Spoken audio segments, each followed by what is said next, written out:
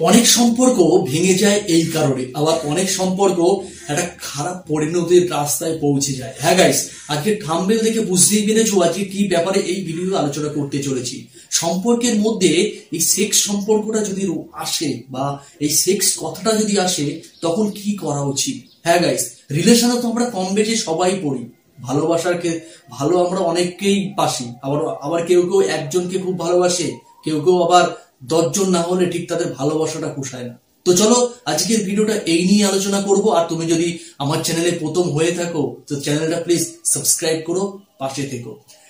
Actually দেখো, relation ক্ষেত্রে আমরা যখন কাউকে পছন্দ করি, সেটা একটা মেয়ের ক্ষেত্রে হতে পারে বা একটা ছেলের ক্ষেত্রেও হতে পারে। আমরা যদি কাউকে পছন্দ করি, তাকে পাওয়ার জন্য আমরা ব্যাকুল হয়ে উঠি যে কি করলে তার ভালোবাসাটাকে আমি অ্যাচিভ করতে পারবো, বা তাকে আমি গার্লফ্রেন্ড রূপে পাবো বা বয়ফ্রেন্ড রূপে পাবো, সে কেমন বা পরবর্তী রিলেশনটা আমাদের কেমন জায়গায় পৌঁছাবে, কি আমাদের ফিউচার, আমরা ম্যাক্সিমাম টাইমে কিন্তু এইগুলো ভাবি না, যার জন্য পরবর্তীতে বড় প্রবলেমের সম্মুখীন আমাদের হতে হয়।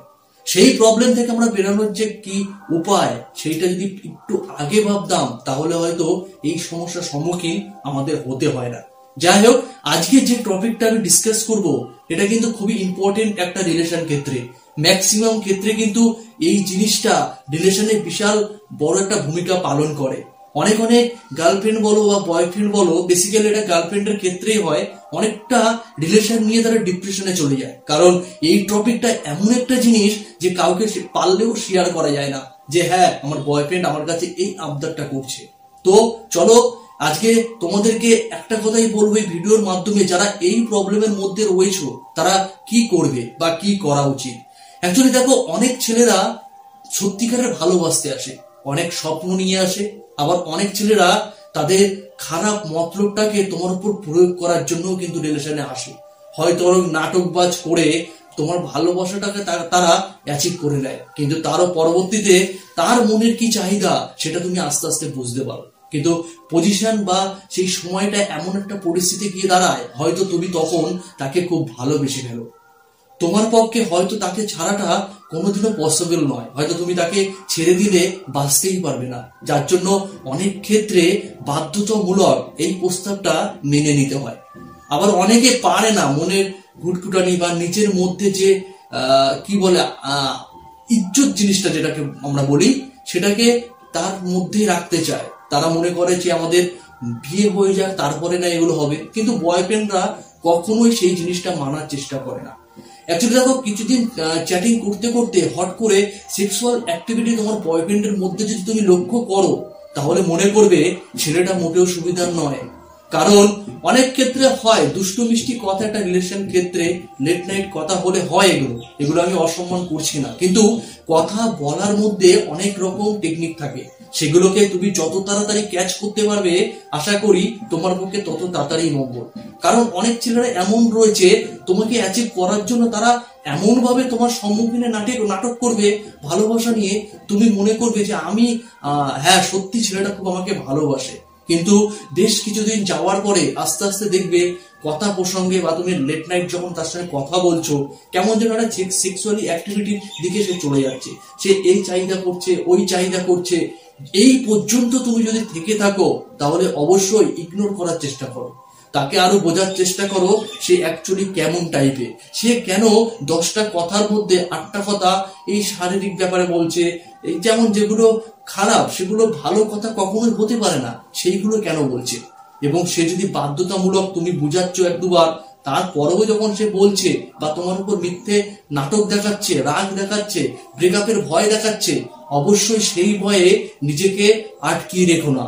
ও যদি ব্রেকআপ চায়, হাসি মুখে তুমি ব্রেকআপ করে দাও, কারণ এটা ভালোবাসা নয়। ও ব্রেকআপ চাইছে তোমাকে ভয় পাওয়ার জন্য, যাতে তুমি তার কথাটাকে মেনে নাও। তো এই ক্ষেত্রে ব্রেকআপ করাটাই বেটার। কথাই বলে দুষ্টু গরুর থেকে শূন্য গোয়াল অনেক ভালো।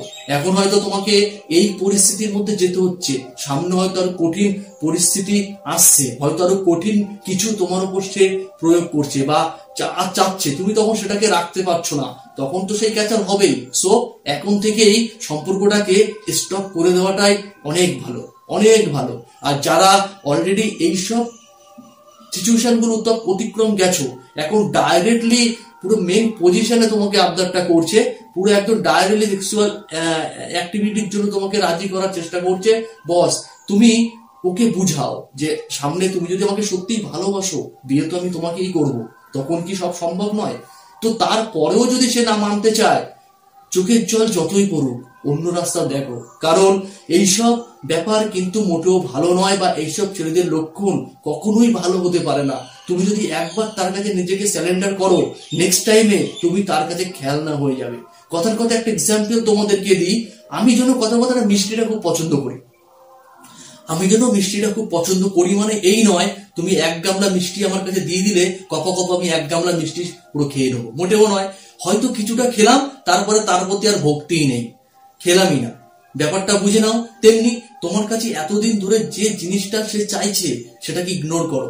সেটাকে যদি তুমি একবার তার হাতে তুলে দাও, তারপরে তার কাছে তুমি কোনো দামি বস্তুই নও, খেলনা হয়ে যাবে। সো তার থেকে ব্রেকআপ করো।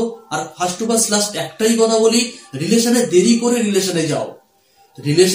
করেই যাও, কিন্তু মাইন্ডে একটা জিনিস ক্যাচ করো, জীবনে ভালো মানুষটাই আমার জীবনে আসুক, লেট হোক, অপেক্ষা করব। যা ফালতু ডিপ্রেশন, টেনশন, অশান্তির থেকে পারফেক্ট মানুষ আসুক। অনেকদিন চেনা জানা করার পরে রিলেশনে যাও, ভালোভাবে যাচাই করো ছেলেটা কেমন, তারপরে প্রপোজে অ্যাকসেপ্ট করো।